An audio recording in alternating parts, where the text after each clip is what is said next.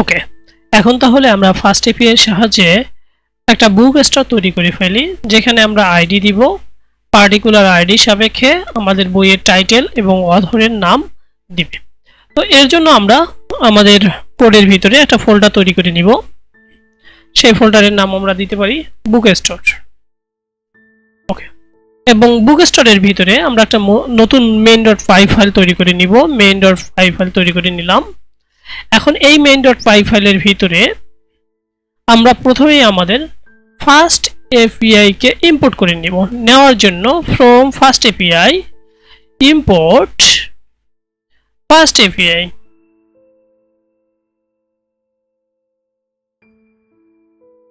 আমরা যদি একটু দেখি যে ফার্স্ট এপিআই,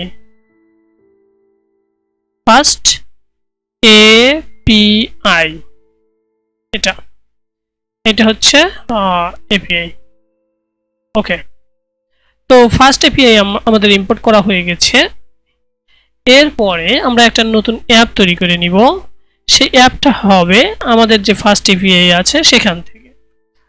তারপরে আমরা নতুন একটা বই, আমরা চাচ্ছি কি একটা আইডি দিব, সেই আইডি সাপেক্ষে আমার যে বই আসবে বইয়ের টাইটেল পাবো এবং অথরের নাম পাবো। অর্থাৎ বই পড়ার ক্ষেত্রে আমরা একটা কুইরি তৈরি করতে যাচ্ছি, সেটা ফার্স্ট এপিআইতে কিভাবে করতে পারি সেটা একটু দেখি। তো এর জন্য আমরা অ্যাসিঙ্ক নামে একটা ফাংশন তৈরি করে নিচ্ছি, যা ফাংশনের নাম হবে রিড বুক। এবং আমার রিড বুকে আমরা বই আইডি দিব, বুক আইডি দিব। এই বুক আইডিটা কি টাইপের হবে? ইন্টিজার টাইপের হবে, আমরা সেটা বলে দিলাম। এখন রিটার্ন করব। রিটার্ন করার সময় আমরা এই বই আইডিটা পাবো, বুক আইডি। আমাদের যেটা বুক আইডি পাচ্ছি সেটা বুক আইডি, এবং এই আইডি সাপেক্ষে, বই আইডি সাপেক্ষে আমরা টাইটেলটা নিয়ে আসব। বইয়ের একটা টাইটেল দিলাম, দা গ্রেট। আমরা নাম দিতে পারি দা গ্রেট গ্যাটসবাই, যে কোনো একটা নাম দেওয়াই যায়। ওকে, এখানে কমা দিতে হবে। তারপরে বইয়ের অথর আমরা দিতে পারি, অথর আমাদের অটোমেটিক্যালি এখানে সাজেস্ট করতেছে, দেখছেন? তো এখন আমরা একটা নতুন ফাংশন তৈরি করে নিলাম বই পড়ার জন্য। আমরা জাস্ট আইডি দিব, তার সাপেক্ষে আমাদের বইয়ের টাইটেল এবং অথর নাম দিবে। আমরা একটা ইউআরএল ঠিক করে দেই। এখানে ইউআরএল ঠিক করার জন্য আমরা জানি $f.get, তারপরে হচ্ছে আমরা যে ইউআরএলটা দিতে যাচ্ছি /book/ এখানে আমরা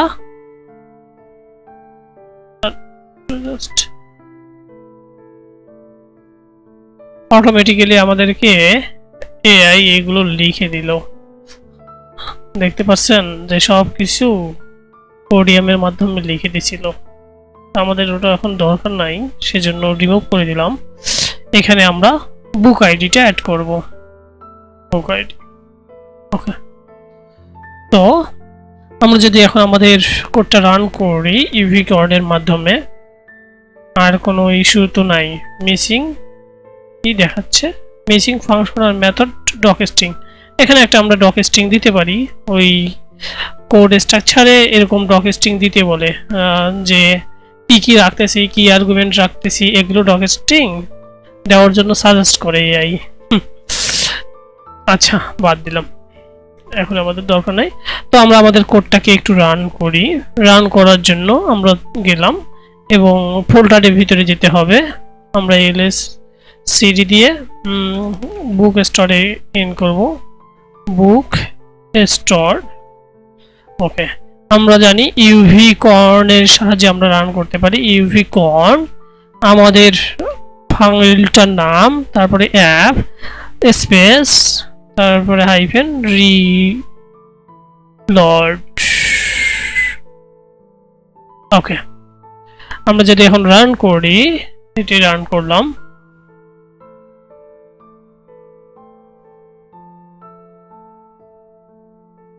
রান হয়ে গেছে আমাদের। কোনটাতে রান নিয়েছে? এইখানে রান হয়ে গেছে। এখানে আমাদের এই ইউআরএল এ ডাটা নাই, সেজন্য নট ফাউন্ড দেখাচ্ছে। এখান থেকে আমরা একটু ডকে যাই, মানে সোয়াগার ইউআই এর যাওয়ার জন্য দেখতে পাচ্ছেন বুক আইডি, এবং এটা সাধারণত আমাদের কোন ফাংশন থেকে কল করেছি, অ্যাসাইন করা ফাংশনটার নাম ছিল রিড বুক। এখানে দেখেন, এখানে আমরা নাম দিয়েছিলাম রিড বুক। এই যে রিড বুক, সেটাই এখানে দেখাচ্ছে রিড বুক।